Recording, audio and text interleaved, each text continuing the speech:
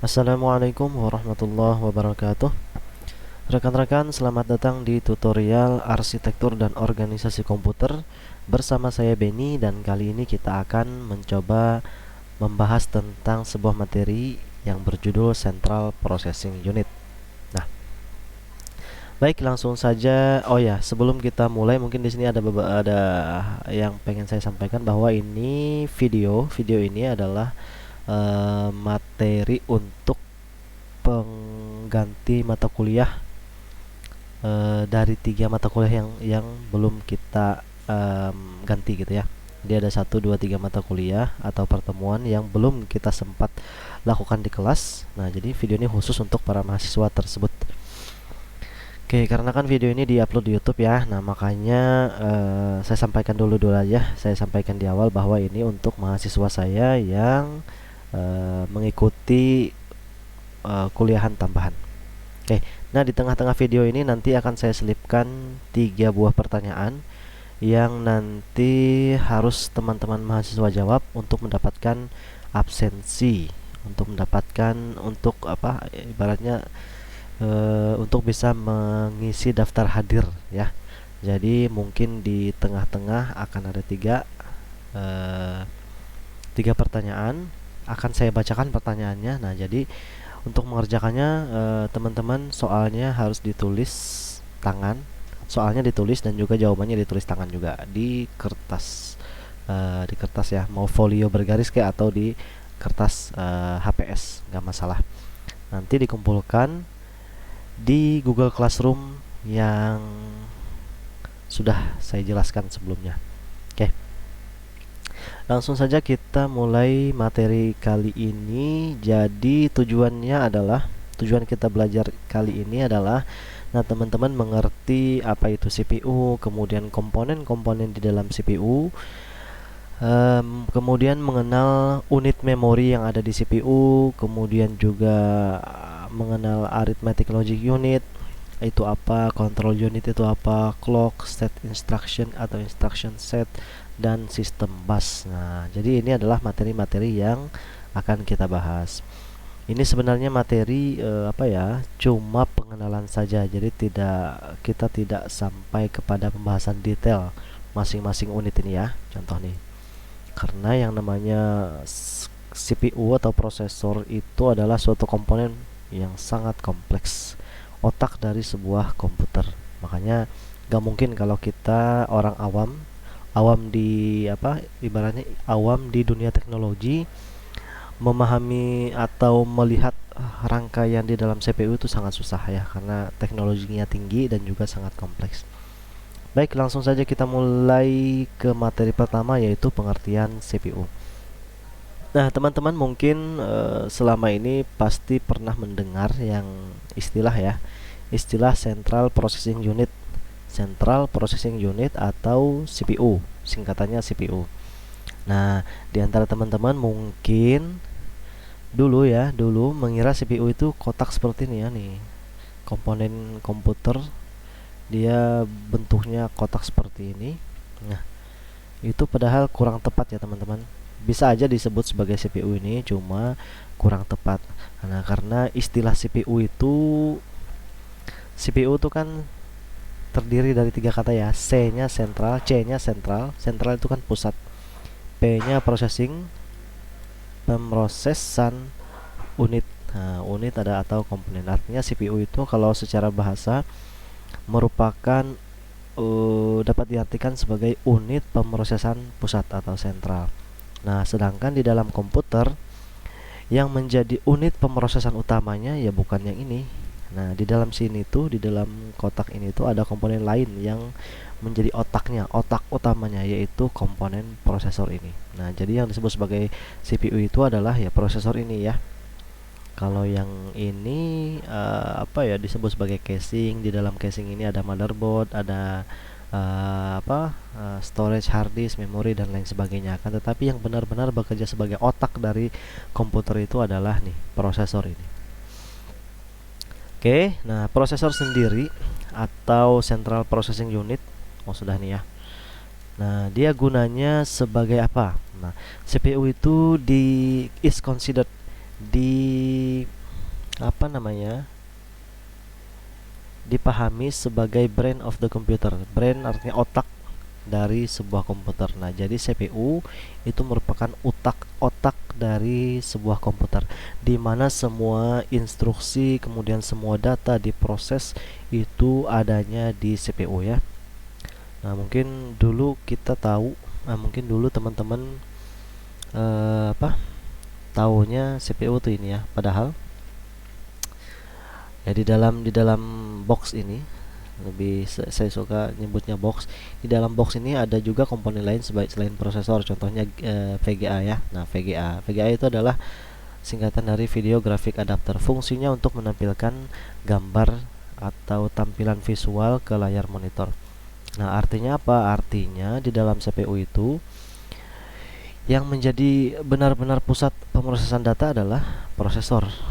Sedangkan kalau graphic adapter atau VGA tadi, dia cuma menerima perintah dari prosesor untuk mengolah gambar.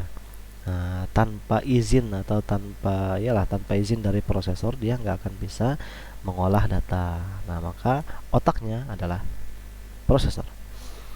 Kemudian prosesor juga fungsinya dia performs all type of data processing. Nah, tadi sudah saya singgung juga ya, melakukan semua data processing, all types, semua jenis pemrosesan data. Contohnya, maksudnya apa sih? Pemrosesan yang dimaksud adalah pemrosesan aritmatika dan logika. Karena di dalam prosesor itu ada komponen yang namanya ALU, Arithmetic and Logic Unit ini ya. Nah, bahwasanya komputer itu dia memproses data, kemudian memproses instruksi, algoritma dan lain sebagainya menggunakan komponen ini, arithmetic dan logic unit. Nanti kita bahas lagi lebih detail. Oke, jadi fungsi keduanya ini. Kemudian prosesor juga dia bisa menyimpan, it stores data. Stores itu menyimpan data. Kemudian dia juga bisa intermediate result, artinya adalah data mungkin tidak bisa disimpan langsung, diolah terlebih dahulu gitu kan. Nah, maka CPU itu dia mengolah data. Kemudian dia juga selain mengolah data juga dia mengeksekusi instruksi atau program komputer. Maksudnya instruksi itu kan ada banyak nih kalau dalam bahasa Indonesia. Nah, maksudnya di sini lebih kepada instruksi atau program komputer. Oke. Kemudian fungsi lain dari prosesor adalah it controls the operation of all parts of the computer. Dia mengontrol atau mengendalikan semua operasi dari semua komponen. Parts itu komponen dari komputer. Kayak contoh tadi ada komponen komputer itu ada VGA, kemudian ada memori, kemudian ada storage-nya misalnya pakai hard disk, kemudian ada apa lagi, ada CD-ROM atau DVD-ROM ya. Nah, semua komponen tersebut tidak akan bisa beroperasi tanpa izin dari si prosesor atau CPU. Emang kayak gitu didesainnya, karena CPU memang didesain secara seperti otak. Contoh aja analoginya kayak otak manusia ya. Otak manusia. Nah, otak manusia itu mengatur semua cara kerja dari bagian-bagian tubuh manusia. Contohnya jantung. Jantung itu dikontrol oleh otak manusia melalui sistem sistem sarafnya ada tersendiri, paru-paru juga, kemudian mata, kemudian hidung. Nah, semuanya itu dikontrol oleh otak. Meskipun kita tidak menyadari bahwa otak kita kita tidak menyadari bahwa saat jantung berdetak, saat otot-otot lengan, otot-otot tubuh kita itu melakukan pekerjaan, itu kita tidak menyadari bahwa saat itu otak kita bekerja mengontrol semua organ-organ tubuh kita. Nah, sama seperti prosesor. Prosesor juga dia mengontrol semua kerja semua kerja komponen seperti VGA ya. Ini tampilan yang ada saat ini yang teman-teman lihat di layar monitornya itu merupakan contoh nyata dari operasi prosesor, di mana si prosesor teman-teman sedang memproses tampilan visual agar bisa ditampilkan di VGA. Nah, prosesor menyuruh VGA menampilkan tampilan ini. Nah, gitu kan. Intinya ya semua yang ada di komputer ini dikontrol melalui CPU gitu aja, karena CPU itu adalah otak dari sebuah komputer. Oke. Kemudian, nah ini sebenarnya merupakan fungsi dari ini juga ya, fungsi kelima lah ibaratnya, fungsi kelima dari si CPU, bahwa the CPU performs calculation. Nah, yang dilakukan CPU itu kira-kira apa? Nah, dia melakukan kalkulasi. Kalkulasinya ada kalkulasi matematika ya, aritmatika, jumlah kurang kurung kali bagi dan seterusnya. Kemudian CPU juga selain tadi melakukan operasi aritmatika, dia melakukan operasi logical comparison, artinya perbandingan logis. Misalnya kalau teman-teman pernah melakukan coding pakai bahasa PHP ya, itu ada comparison atau percabangan. Nah, percabangan itu kan salah satu instruksi atau algoritma yang memerlukan perbandingan logika gitu kan, karena if misalnya, if nilai A sama dengan true, maka tampilkan selamat Anda benar, else Anda salah. Nah, gitu kan adalah perbandingan ya. Maka selain melakukan aritmatika, si CPU juga melakukan perbandingan. Perbandingan apa? Membandingkan instruksi bisa, membandingkan data bisa, membandingkan apa? Fungsi juga bisa, dan lain sebagainya. Nah, kemudian dia juga moves data up to billion times. Artinya dia melakukan transfer data dari memori ke CPU atau dari memori RAM, maksudnya memori itu RAM ke hard drive, hard disk, SSD. Nah, gitu. Jadi dia bisa melakukan transfer data. Bagaimana caranya si CPU tadi melakukan kalkulasi, perbandingan logika, dan transfer data? Nah, jadi caranya adalah dengan mengeksekusi by executing simple instruction, mengeksekusi instruksi-instruksi yang sudah diberikan. Nah, oke, artinya di sini gini. Si CPU itu bekerja ya sudah ada instruksinya. Bukan orang ya, perusahaan Intel misalnya, dia membuat CPU. Nah, si perusahaan Intel itu dia membuat CPU itu bukan cuma membuat komponen kayak gini aja, bukan. Tapi di dalam CPU tersebut sudah ada instruksi-instruksi yang bisa digunakan oleh sistem operasi, sehingga sistem operasi itu bisa mengontrol cara kerja dari komponen-komponen lain. Contohnya, ya, di dalam prosesor ada instruksi namanya simpan data ke memori. Nah, maka sistem operasi dengan menggunakan instruksi tersebut bisa mengontrol data dari prosesor, datanya akan disimpan ke memori, kayak gitu ya. Jadi di dalam prosesor itu sudah ada instruksi, atau lebih tepatnya instruction set. Instruction set itu nanti kita bahas juga sih sebenarnya di sini ya.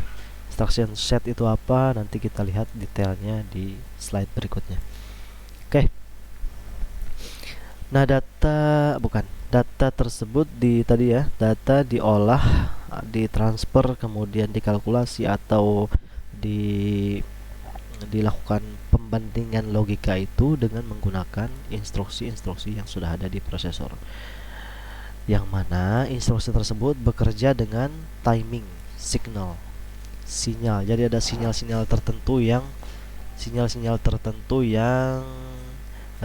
ada di dalam CPU. Nanti kita bahas juga sinyalnya tuh gimana maksudnya ya. Baik, itu tentang Central Processing Unit. Saya ulangi lagi ya, poin-poin yang perlu dicatat, bahwasannya CPU itu merupakan otak dari sebuah sistem komputer. Kemudian dia fungsinya bermacam-macam, untuk menyimpan data, mengeksekusi instruksi, melakukan aritmatika dan logika, mengontrol semua komponen komputer. Nah, kayak gitu. Lanjut kita ke slide berikutnya, yaitu apa saja komponen-komponen di dalam CPU. Nah, teman-teman, bahwasanya CPU itu bukan cuma suatu unit tunggal. Artinya ada lagi unit-unit lain di dalam CPU itu sendiri. Contohnya ini CPU ya, ini CPU nih. Nah, di dalam CPU itu ternyata ada bagian-bagiannya lagi. Di dalam sini ada bagian-bagiannya. Oke, kalau kita lihat Secara sederhana, CPU itu bagiannya ada tiga, sebenarnya ada banyak sih ya. Cuma yang perlu kita pahami itu ada tiga, nanti tambah dua di sini. Nah, oke, ada tiga. Untuk saat ini kita bahas tiga dulu, yaitu komponennya adalah memory or storage unit. Jadi prosesor itu punya memori atau tempat penyimpanan.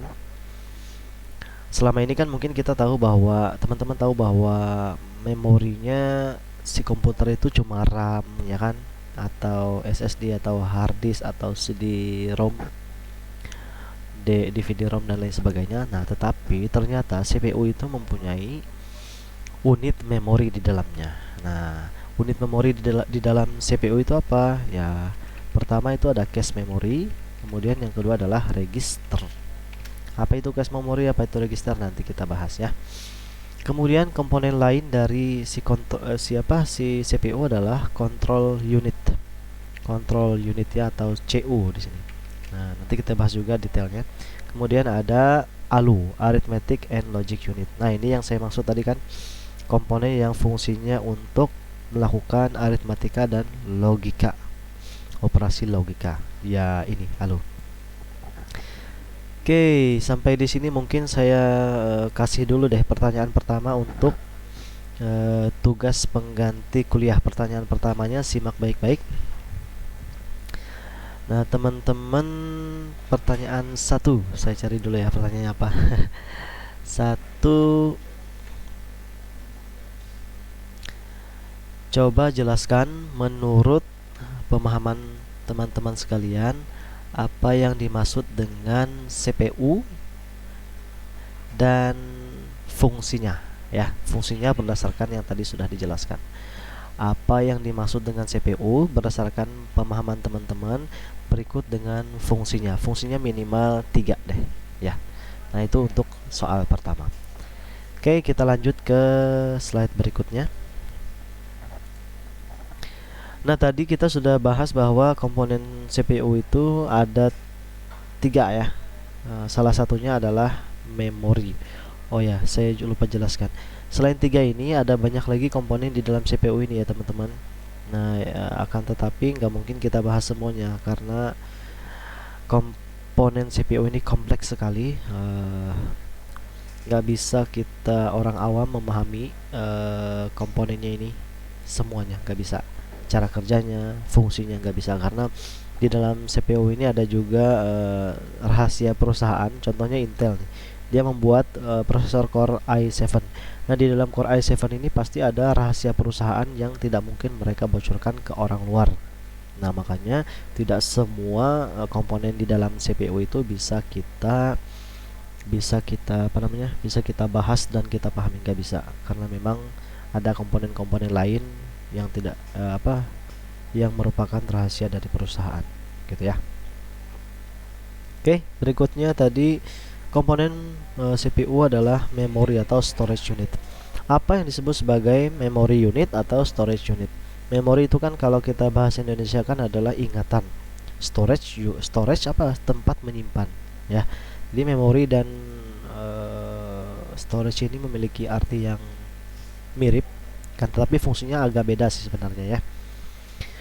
Oke, apa itu memori? Nah, teman-teman kan tadi di awal sudah saya jelaskan bahwa si CPU itu melakukan eksekusi atau menjalankan instruksi komputer, program komputer. Nah, pertanyaannya sekarang, program komputer itu apakah sudah ada sebelumnya di dalam komputer atau sebelumnya tidak ada? Nah, contoh nih, untuk menjawab pertanyaan itu mungkin kita kasih contoh aja nih ya, Google Chrome ini yang saya gunakan untuk membuka internet, mengakses internet. Google Chrome ini kan awalnya ketika komputer itu baru diinstal, itu kan nggak ada tuh. Misalnya menggunakan Windows 7, Windows 10, belum ada kan Google Chrome. Nah, Setelah saya melakukan instalasi Google Chrome, saya cari filenya, download dari internet gitu kan. Dipasanglah atau diinstallah ke dalam komputer, baru aplikasi tersebut atau Google Chrome ini terpasang di komputer, tersimpan di dalam komputer. Nah, artinya apa?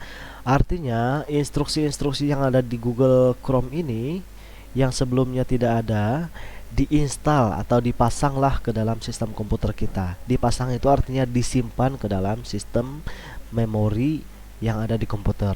Nah, jadi instruksi-instruksi tadi yang dieksekusi oleh prosesor itu sebenarnya merupakan instruksi-instruksi yang sudah ada di dalam sistem komputer, baik dia adanya di memori, kemudian adanya di hard drive gitu contohnya. Nah, maka fungsi dari storage unit ini adalah untuk menyimpan instruksi dan data dan juga hasil pemrosesan saat ini ya. Saya ulangi, fungsi memori atau storage unit itu adalah menyimpan data, ya kan? Pertama data, kemudian dia juga menyimpan instruksi program. Contoh nih kayak tadi Google Chrome. Google Chrome kan dia program, maka yang disimpan di dalam komputer itu adalah instruksinya, bukan datanya, instruksi dari program. Kemudian memori juga menyimpan hasil pemrosesan sementara. Contoh nih, saya sedang bikin video tutorial ini, maka data-data yang berkaitan dengan video yang saat ini saya bikin itu sementara disimpan di unit memori gitu ya. Nah, itu yang dimaksud dengan intermediate result. Data yang sedang diproses saat ini. Oke. Saya ulangi lagi deh. Fungsi memori adalah menyimpan data, kemudian menyimpan instruksi program, kemudian menyimpan data yang saat ini sedang diproses. Nah, gitu ya. Oke, memori itu ada banyak. Nanti akan kita bahas di slide atau di tutorial berikutnya. Yang jelas salah satu komponen dari prosesor itu ada memory unit. Oke, memory unit dari komputer itu ada dua ya yang kita bahas. Yang pertama tadi adalah yang pertama tadi cache memory dan register. Oke, jadi ada dua memori yang ada di dalam CPU. CPU itu punya memori cache dan memori register. Selanjutnya, oke ini nanti aja deh. Selanjutnya, komponen lain dari CPU adalah arithmetic logic unit. Apa itu arithmetic logic unit? Sudah dibahas juga di awal tadi bahwa arithmetic logic unit itu komponen CPU yang bertugas melakukan operasi aritmatika, logika dan aritmatika dan logika pada suatu sistem komputer ya. Contoh kayak misalnya melakukan ini, kita membuka kalkulator misalnya ya. Kalkulator. Bagaimana sih si kalkulator melakukan penjumlahan 5 plus 6 sama dengan 11. Nah, jadi dia menggunakan penjumlahan ini dilakukan dengan menggunakan komponen arithmetic logic unit ALU. Di dalam CPU itu ada sirkuit ALU namanya, sirkuit ALU. Ya, fungsinya untuk menjalankan aritmatika ini, proses aritmatika dan logik. Oke, ALU sendiri terdiri dari dua bagian teman-teman. Yang pertama adalah bagian aritmetik dan yang kedua adalah bagian logik. Mungkin di sini bisa digambar nggak ya? Oke, contoh nih, ini kan CPU nih, ini CPU. Kemudian di dalam CPU itu katanya ada lagi bentuk lain. Yang pertama di sini ada ALU. Bukan. Ini adalah ALU nih. Ini sudah ALU.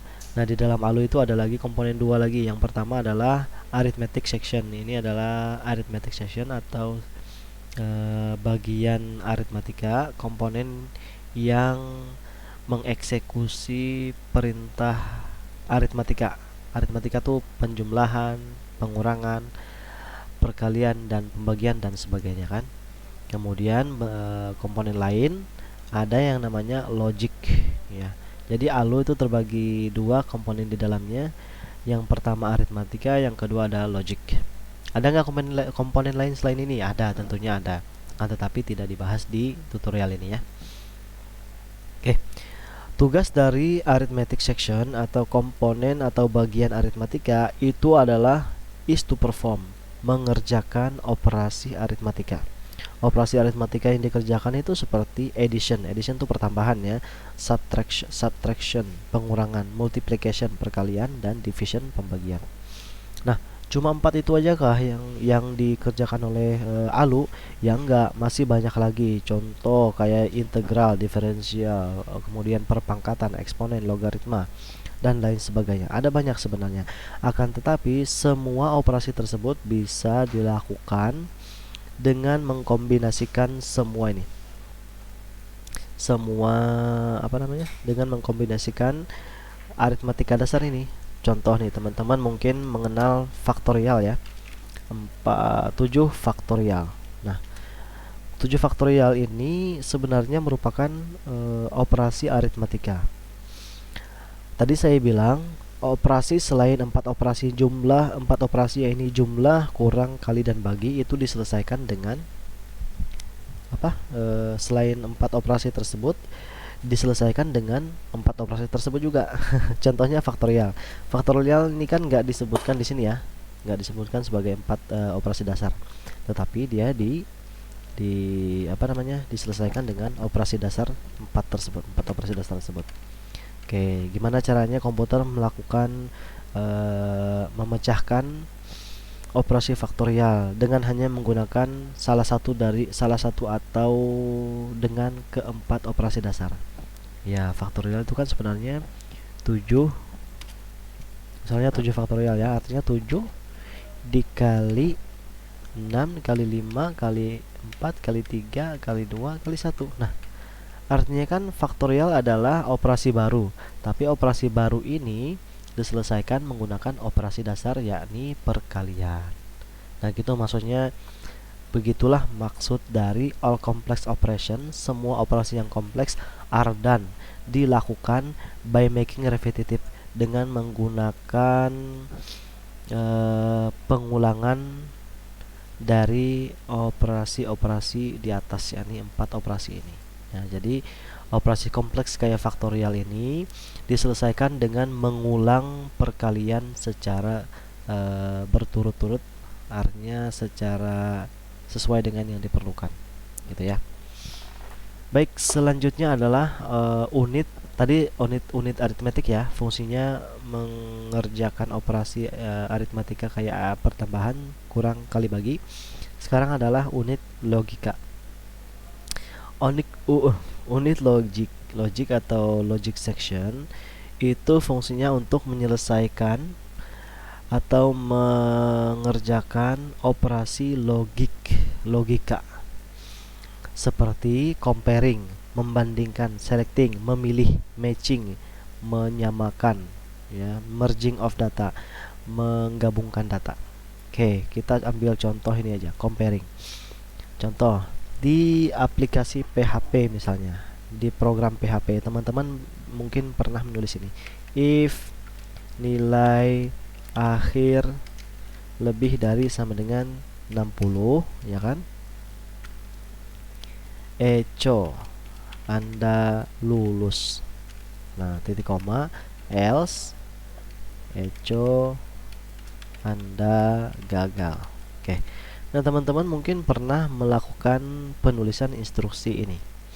Nah, instruksi ini if itu bukan merupakan salah satu instruksi aritmatika, bukan kan? Karena aritmatika itu penjumlahan, kurang, kali, bagi, pangkat, dan lain sebagainya. Sementara percabangan ini dia merupakan instruksi lain lagi, berjenisnya adalah instruksi logika.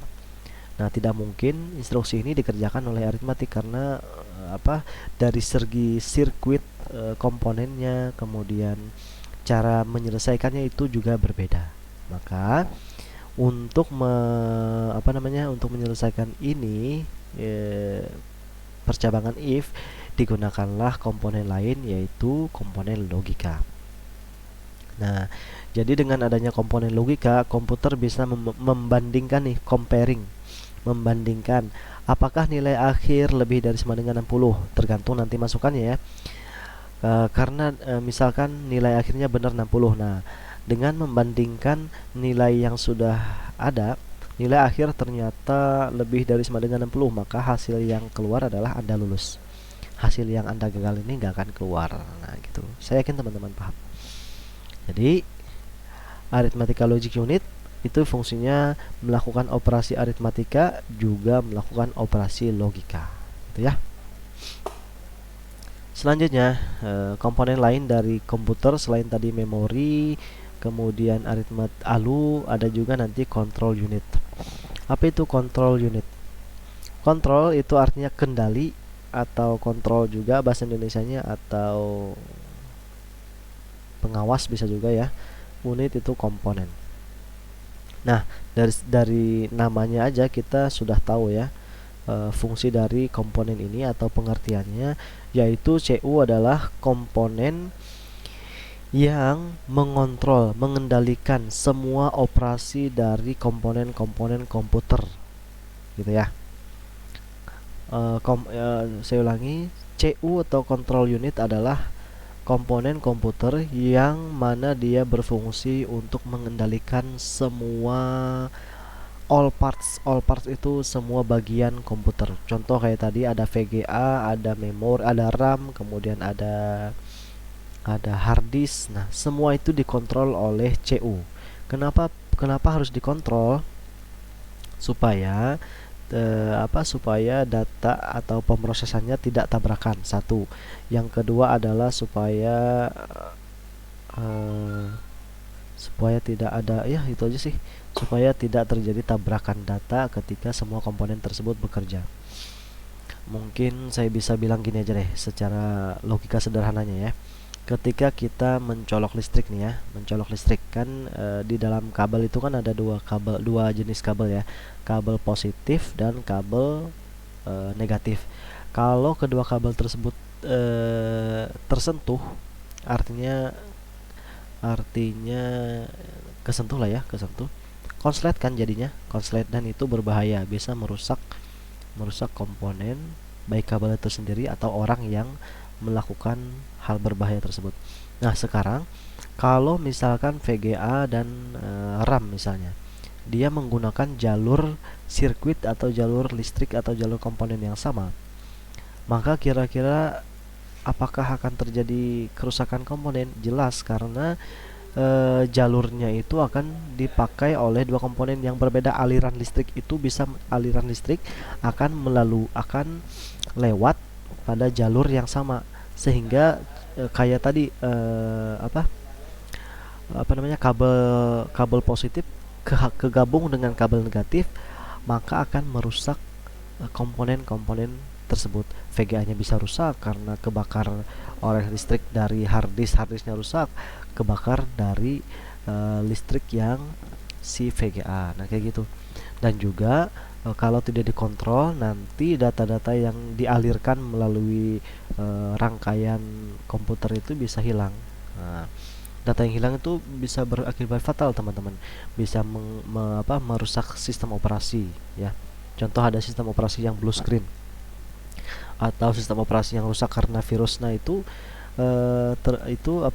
kendala atau permasalahan tersebut muncul karena data-datanya hilang, gitu ya. Hilang karena rusak atau hilang karena tadi pengontrolannya tidak baik, gitu ya. Nah, CU ini dia mengontrol komponen ya, tapi dia tidak melakukan pemrosesan ya.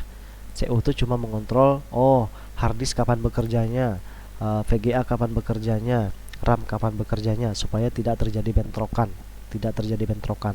Karena tadi kalau terjadi bentrokan, data yang diproses itu akan hilang. Kalau datanya hilang, nanti komputer teman-teman bisa lag atau hang. Nah, ini pengetahuan juga, kalau komputernya hang itu artinya ada proses yang tidak selesai, datanya nggak beres, atau kontrol unitnya dia bermasalah, sehingga satu komponen dan komponen lain bekerja dengan berbarengan, sehingga pada jalur yang sama itu terjadi collision data, tabrakan data, sehingga datanya hilang, gitu ya. Collision data itu analogi sederhananya gini. Kalau ada orang lain tabrakan dengan mobil nih, motor dan mobil tabrakan. Datanya hilang katanya kan. Nah, berarti di sini nyawa pengendaranya hilang. Maka emang bahaya ya, bukan cuma di dunia nyata collision atau tabrakan itu berbahaya, tetapi di sistem komputer juga collision tulisannya gini, collision tabrakan itu berbahaya ya. Maka harus dikontrol unit-unit yang ada di dalam komputer sehingga tidak akan terjadi collision ya, atau dihindari atau diminimalisir lah efek yang dihasilkan dari collision ini. Nah, fungsi dari CU tadi sebenarnya fungsi utamanya yaitu mengontrol semua komponen komputer, tapi ada lagi fungsi yang lain yaitu it is responsible for controlling the transfer data. Nah, CU bertanggung jawab untuk mengirim data dan instruksi. Jadi data juga instruksi dikendalikan oleh control unit. Memori tidak akan bisa mengirim data ke CPU ya, atau ke hard disk nggak akan bisa, atau ke VGA nggak akan bisa tanpa adanya persetujuan dari control unit. Itulah analogi sederhananya. Kemudian fungsi kedua, it manage the and coordinates all unit of the computer. Artinya semua komponen yang ada di dalam motherboard, di dalam CPU, mau dia dari komponen kecil misalnya kayak apa ya, kayak BIOS, kayak port USB, port apalah, pokoknya semua komponen mulai dari yang besar dan kecil itu dikontrol, dikendalikan dan dikenali oleh CU gitu. Gitu aja ya. Gak mungkin komponen komputer itu nggak diketahui oleh CPU atau CU-nya. CU ini nggak mungkin.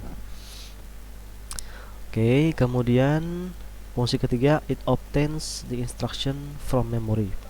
Oke, dia mengambil instruksi dari memori, mengartikannya, kemudian akan mengarahkan ke operasi ke bagian-bagian komputer yang lain untuk dioperasikan. Maksudnya gini, contoh kayak ada Pak Polisi yang sedang bertugas di perempatan jalan, ya kan? Ketika ada apa? Jadi Pak Polisi tersebut mengatur arus lalu lintas jalan. Nah, ada waktunya si polisi menghentikan lajur tertentu, lajur 1, kemudian mempersilahkan lajur 2 untuk berjalan. Ada saatnya juga lajur 2 di stop, kemudian lajur 3 berjalan, lajur 3 stop, lajur 4 berjalan, dan seterusnya. Nah, itu adalah fungsi dari control unit juga analoginya, bahwa control unit itu dia akan mengarahkan data ini mau diteruskan kemana. Data itu mau diteruskan ke VGA kah, ke hard disk kah, ke port komputer kah, atau ke CPU kah. Nah, maka yang bertugas mengarahkan data tersebut adalah di sini control unit ya, bagian control unit dari CPU. Nah, gitu teman-teman. Sama kayak polisi tadi. Polisi mengatur ke arah mana kendaraan itu harus dilalukan. Ya, mau lurus, mau belok kanan, mau belok kiri, atau mau putar balik, maka polisi yang mengaturnya gitu ya. Fungsi selanjutnya adalah it communicates, bahwa control unit ini berkomunikasi dengan perangkat input dan output. Device itu adalah perangkat input dan output untuk transfer data or result from storage. Jadi ketika perangkat input itu ingin mengirim data ke komputer, maka dia memerlukan persetujuan dari control unit. Contoh nih, saya mengetikkan ini. Nah, mengetikkan. Jadi control unit ini dulu si keyboard berkomunikasi dulu dengan control unit, kemudian dengan persetujuan control unit, apa yang saya ketikkan tadi diolah ke CPU, lalu CPU menampilkan lagi ke VGA, sehingga yang saya masukkan melalui keyboard ditampilkan juga di monitor kayak gitu ya. Kemudian output itu apa? Bahwa control unit itu digunakan berfungsi untuk mengendalikan output. Contohnya nih, kita pengen memprint slide ini. Maka untuk memprint slide ini eh, si printer memerlukan izin dari control unit gitu ya, memerlukan izin dari unit pengendali atau control unit, sehingga yang nggak mungkin printer tersebut bisa mencetak tanpa adanya persetujuan dari control unit. Kemudian CU, nah dia tidak memproses data, dia cuma mengendalikan mana yang apa, data itu harus diproses di mana, komponen mana yang harus bekerja ya. Tapi dia tidak memproses data. Memproses data itu artinya kayak ALU. ALU itu kan dia melakukan operasi aritmatika. Nah, tapi kalau control unit dia tidak bisa melakukan operasi tersebut. Dia hanya mengendalikan mana komponen yang harus aktif atau yang mana yang nggak boleh aktif gitu ya. Mana komponen yang komponen mana komponen yang harus yang menerima input, mana komponen yang mengeluarkan output, mana komponen yang harus memproses data, mana komponen yang harus menampilkan gambar visual. Nah, itu dikontrol oleh CU gitu, kira-kira gitu. Kemudian clock processor. Nah, oke. Selain memori, jadi CPU itu kan punya memori, yaitu cache memory dan register. Kemudian ada juga di dalam CPU itu Arithmetic Logic Unit atau ALU. Kemudian ada CU. Nah, sebenarnya di dalam CPU juga ada komponen lain, yaitu clock processor. Clock processor itu apa? Clock. Nah, kalau kita bahasa Indonesia kan, clock itu kan jam ya, jam. Atau kalau lebih tepatnya di sini disebut sebagai timing circuit atau rangkaian elektronika yang mana dia bisa mengirim sinyal electrical pulse, sinyal elektrik kepada CPU. Contohnya gini, ini adalah contoh clock ya. Ini sinyal apa? Sinyal digital. Digital itu ditandai dengan 0 dan 1.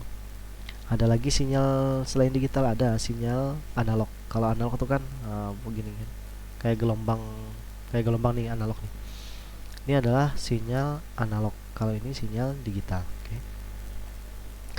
Nah, si clock ini fungsinya menentukan kecepatan kerja dari prosesor. Contoh, teman-teman mungkin pernah dengar prosesor 2,1 GHz, prosesor 3, GHz. Nah, itu sebenarnya 3, giga, 3,0 giga, 2 giga, 4 giga itu merupakan clock prosesor, kecepatan prosesor. Nah, semakin besar clocknya, maka semakin cepat juga prosesor tersebut bekerja gitu kan. Oke, nah jadi tugas dari clock adalah mengirim sinyal yang gunanya, nah ini fungsinya untuk prosesor bekerja. Contoh nih, analogi sederhananya, clock itu bisa dibilang sebagai detak jantung. Oke. Prosesor sebagai otak, ya kan?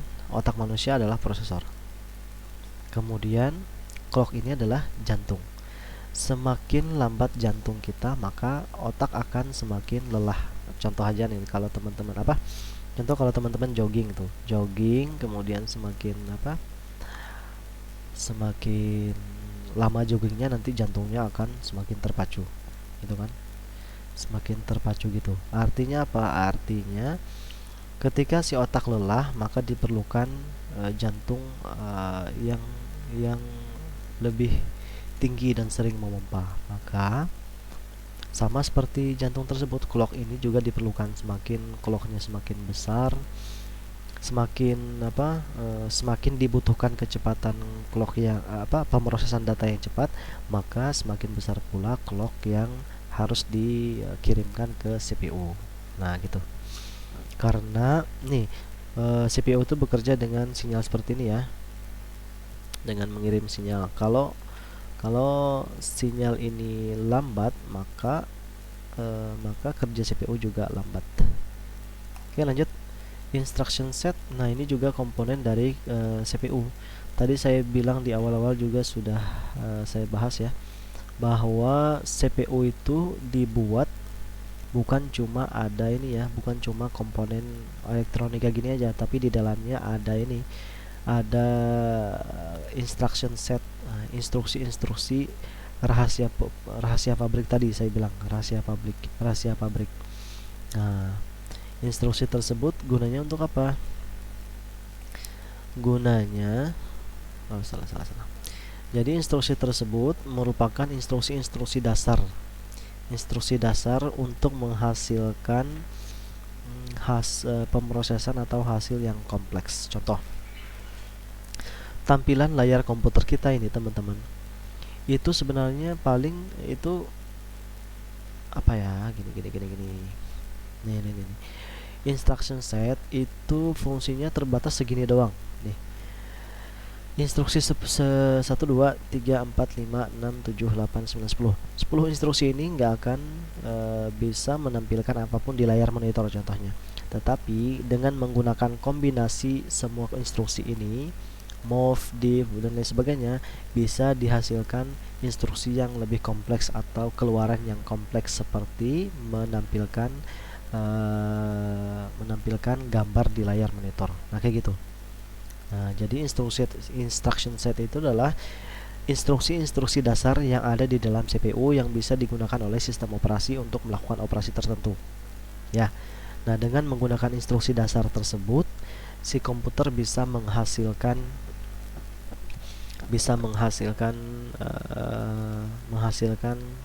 sesuatu yang lebih kompleks atau hasil operasi yang lebih kompleks, gitu aja deh.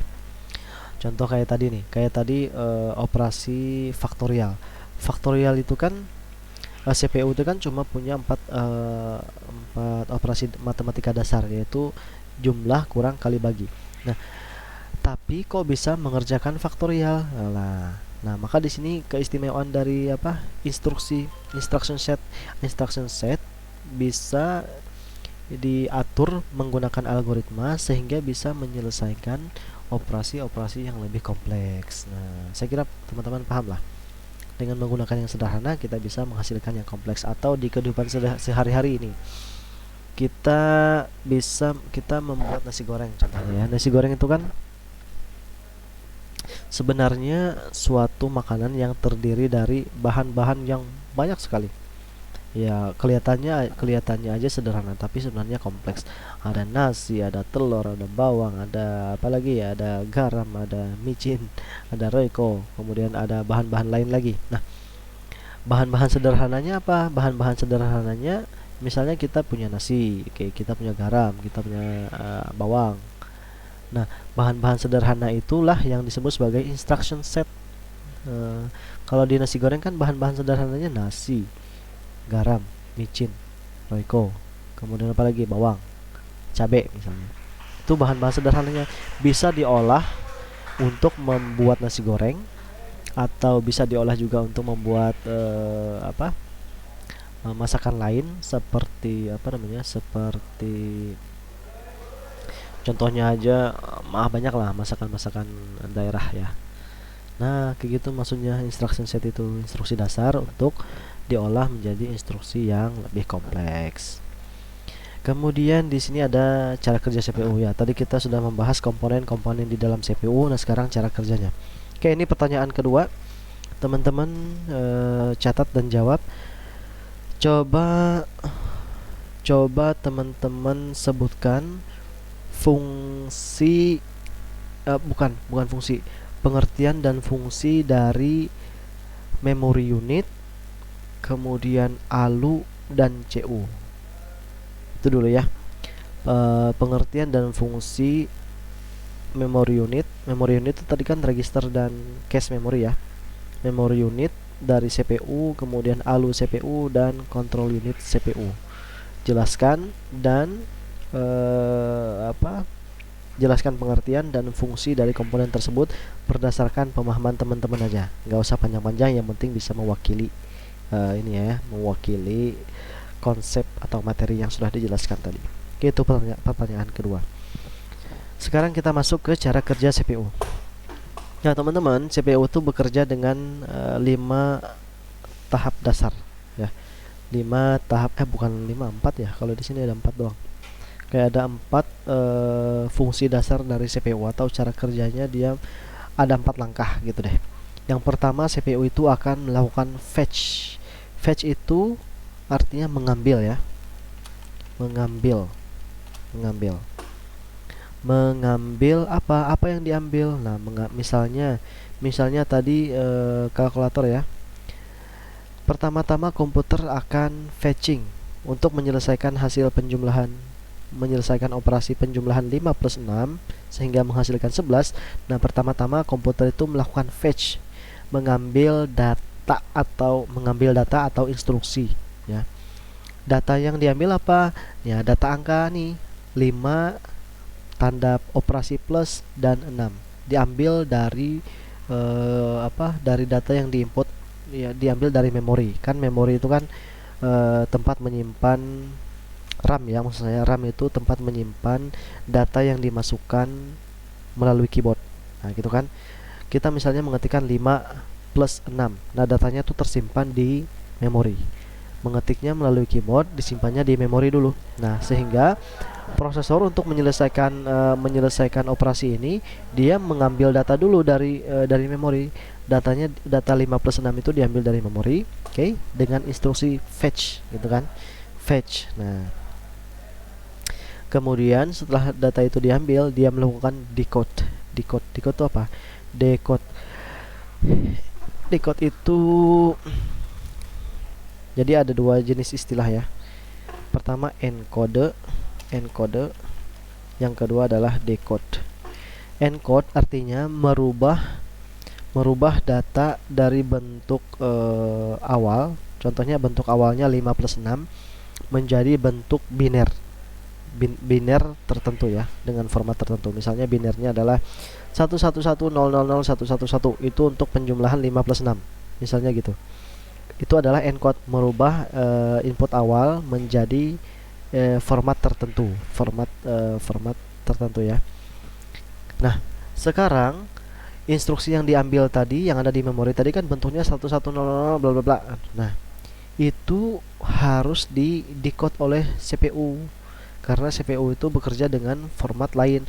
Memori punya formatnya sendiri ya kan, CPU punya formatnya sendiri, sehingga supaya CPU paham apa yang tersimpan di memori 5 plus 6 ini kan nggak dipahami oleh CPU, maka harus didecode dulu. 1100 tadi formatnya 5 plus 6 yang ada di memori didecode, dikembalikan ke format awalnya, misalnya 5 plus 6, sehingga si CPU bisa paham instruksi tersebut. Nah, didecode 5 yang tadinya awalnya bahasanya 1100 bla bla bla bla, didecode oleh komputer sehingga dia bisa dipahami, oh ternyata ini merupakan instruksi aritmatika. Nah, oleh CU dioperlah dia ke komponen aritmatika and logic unit. Di situ baru dilakukan execute. Execute itu dijalankan ya, dieksekusi. Eksekusi itu kan kalau bahasa manusianya, bahasa umumnya itu kan dibunuh lah ya, dibunuh atau dihukum. Tapi kalau di dalam bahasa komputer, execute itu artinya instruksi dijalankan, menjalankan instruksi. Nah, tadi data atau instruksi yang sudah dipahami oleh komputer, yang sudah didecode, itu dijalankan oleh proses selanjutnya, yaitu execute gitu kan. Diexecute, dijalankanlah oleh si komputer, sehingga dihasilkanlah output. There will be output which are stored in CPU register. Nah, hasil penjumlahan 5 plus 6 tadi kan 11 tuh. Nah, dia disimpan dulu ke register atau ke cache memory. Baru dari cache memory atau dari register dikirim lagi ke RAM. Dari RAM akan dikirim ke layar monitor kita, sehingga kita bisa melihat hasil penjumlahan 5 plus 6 yaitu 11 gitu ya. Setelah tadi di-execute, dijalankan, baru di-store atau disimpan ya, disimpan ke register, ke RAM. Oh ya, dari register itu tadi masih masuk ke execute ya. Tapi kalau sudah penyimpanan di luar dari komponen CPU, itu disebut sebagai store, menyimpannya di RAM atau di hard drive atau SSD ya. Nah, gitu cara kerja prosesor. Jadi ada 4 tahapan dasar ya. Ini bukan tahapan baku loh. Jadi prosesor Intel itu nggak mesti 4 ini ya, nggak mesti ada 4 ini, tapi operasi dasarnya ada 4 ini. Ada tambahan lain selain 4 ini yang dikerjakan oleh prosesor. Ini cuma dasarnya aja, instruksi dasar. Oke, saya kira teman-teman paham. Kemudian nah ini nih flowchartnya ya, flowchart cara kerja CPU, bahwa pertama instruksi itu atau data itu diambil dari memori ya, karena data itu disimpan di mana sih? Data disimpan di memori atau di hard drive, di hard disk atau di storage ya. Data yang akan diproses oleh CPU disimpannya di hard drive. Nah, tapi data yang data yang harus diproses di CPU itu disimpan di memori, maaf.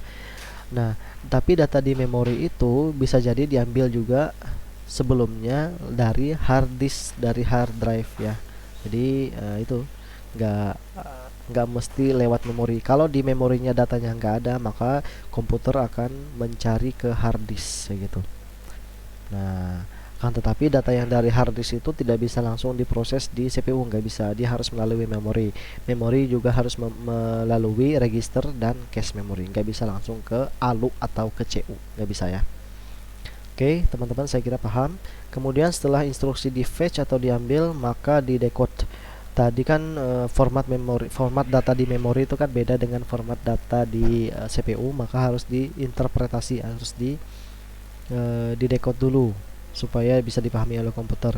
Kemudian setelah itu baru dieksekusi. Dieksekusinya bisa melalui ALU atau bisa melalui register dulu gitu kan.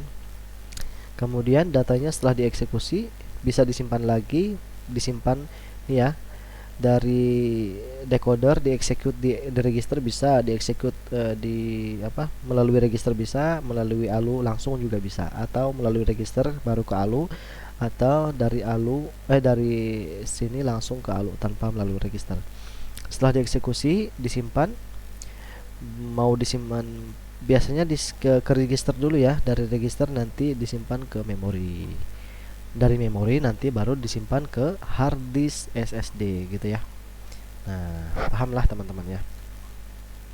Oke, yang terakhir di sini ada sistem bus. Oke, sistem bus ini adalah komponen lain dari CPU sebenarnya. Selain dari tadi ada ini komponen CPU itu yang pertama ada memory unit, yang kedua ada ALU, yang ketiga ada CU, kemudian selanjutnya tadi ada clock, ada instruction set. Nah, komponen kelimanya ada yang namanya sistem bus. Sistem tuh ya sistem, bus itu apa? Bus ya, kalau di bahasa kita itu bus ya, bus, alat transportasi untuk menghubungkan orang dari satu tempat ke tempat lain melalui jalan yang sudah disediakan. Oke. Nah, tapi beda dengan bus ini, beda dengan bus bis yang di dunia manusia, beda. Karena bus di sistem komputer itu adalah rangkaian elektronik nih.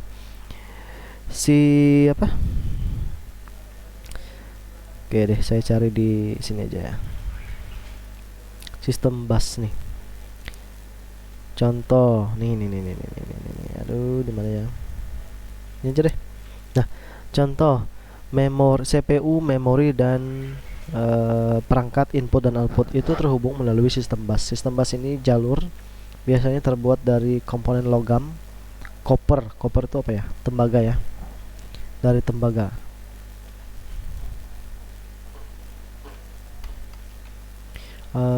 Apa sih? Circuit board, coba deh saya tunjukin. Nah, nih. Sistem bus tuh ya bentuknya kayak gini, teman-teman. Alur-alur sirkuit elektronika ya.